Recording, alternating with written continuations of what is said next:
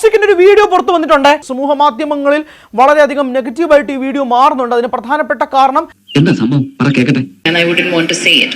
And one of Kasaba is a movie that I unfortunately watched. അയ്യോ എന്നിട്ട് എന്ത് പറ്റി? പറയുന്നത് ഇപ്പൊ കസബയില് ഈ കുത്തിന് പിടിക്കുന്നത് വില്ലനാണെങ്കിൽ ഒരു പ്രശ്നമില്ല, നമുക്ക് ഹീറോ ചെയ്യുമ്പോഴേ പ്രശ്നമുള്ളൂ. എങ്ങനെ ഇരിക്കണം? ഇതിനകത്ത് യാഷ് ഒരു പെൺകുട്ടിയുമായി ലൈംഗിക ബന്ധത്തിൽ ഒരു കാറിനുള്ളിൽ ഏർപ്പെടുന്നതും ആ ദൃശ്യങ്ങൾ ഉൾപ്പെടെയാണ് ഇപ്പോൾ സമൂഹ മാധ്യമങ്ങളിൽ ട്രോളായിട്ട് മാറുകയും ചെയ്തത്. ഗീതു മോഹൻദാസിന്റെ സിനിമയിലാണ് ഇങ്ങനെയുള്ള ഒരു കാര്യം ഉള്ളത് എന്നുള്ളതാണ് ഏറ്റവും പ്രധാനപ്പെട്ട കാര്യം. ഭ്രാന്തായിട്ടാണോ ഇതൊരുമാതിരി അതർ സൈഡ് പരിപാടി?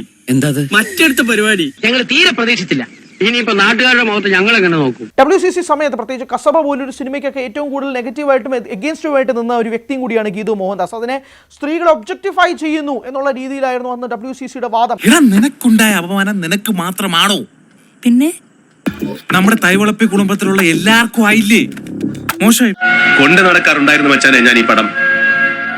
ഇനി എനിക്കിത് വേണ്ട. എന്നാൽ ഇന്ന് ഗീതു മോഹൻദാസിന്റെ സിനിമയിൽ തന്നെ, WCCയുടെ അംഗമായ ഗീതു മോഹൻദാസിന്റെ സിനിമയിൽ തന്നെ സ്ത്രീകളെ ഒരു ഉപയോഗമായി മാത്രം കാണുന്നു, സ്ത്രീകളെ ഒബ്ജക്ടിഫൈ ചെയ്യുന്ന രീതിയിലേക്ക് കാര്യങ്ങൾ മാറുന്നു എന്നുള്ളത് തന്നെയാണ്. ഇതിൽ കുറ്റം പറയാനായിട്ട് പറ്റില്ല. ആദ്യത്തെ സീൻ നോക്കൂ, അതിൽ സ്ത്രീ മുകളിലാണ്. സ്ത്രീ അങ്ങനെയെങ്കിലും ഈ ഒരു സിനിമയിൽ മുകളിലുള്ള ഒരു പൊസിഷനിലേക്ക് എത്തി എന്നുള്ളത് പ്രശംസനീയം തന്നെയാണ്. ബാബു, ആ ജ്യോത്സ്യൻ കാറ്റുപായ ഗോപീകൃഷ്ണനെ ഒന്ന് വിളിക്കണം. എന്റെ സമയം മോശമാണോ അല്ല വളരെ മോശമാണോ എന്നൊന്നറിയാനാ. സിനിമയിൽ സ്ത്രീകളെ ഒബ്ജക്ടിഫൈ ചെയ്യരുത് എന്ന് പറഞ്ഞിരുന്ന അതേ ഗീതു മോഹൻദാസ് തന്റെ സിനിമയിൽ വേറൊരു ഭാഷയിൽ പോയിട്ട് സിനിമ സംവിധാനം ചെയ്തപ്പോൾ തന്റെ നിലപാടെല്ലാം കീഴ്മേലായിട്ട് മറിച്ച് ഒന്ന് കരഞ്ഞൂടെ നിനക്ക് ആരും കാണാതെ.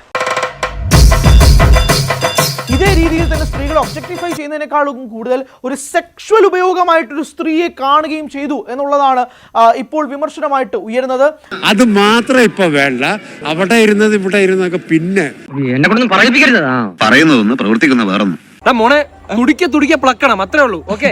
ഗീതു മോഹൻദാസിന്റെ സിനിമയിൽ തന്നെ ഇത്രയധികം വാദിച്ചുകൊണ്ടിരുന്ന WCC അംഗവും കൂടിയായ ഗീതു മോഹൻദാസിന്റെ സിനിമയിൽ തന്നെ ഇങ്ങനൊരു രംഗവും കൂടി കാണിക്കാനുള്ള ധൈര്യം, ഔചിത്യം, ഇതൊക്കെയാണ് സമൂഹ മാധ്യമങ്ങൾ സ്വാഭാവികമായും ചോദ്യം ചെയ്യുന്നത്. എനിക്ക് അധികാരമുള്ള ഞാൻ വിളിച്ചു.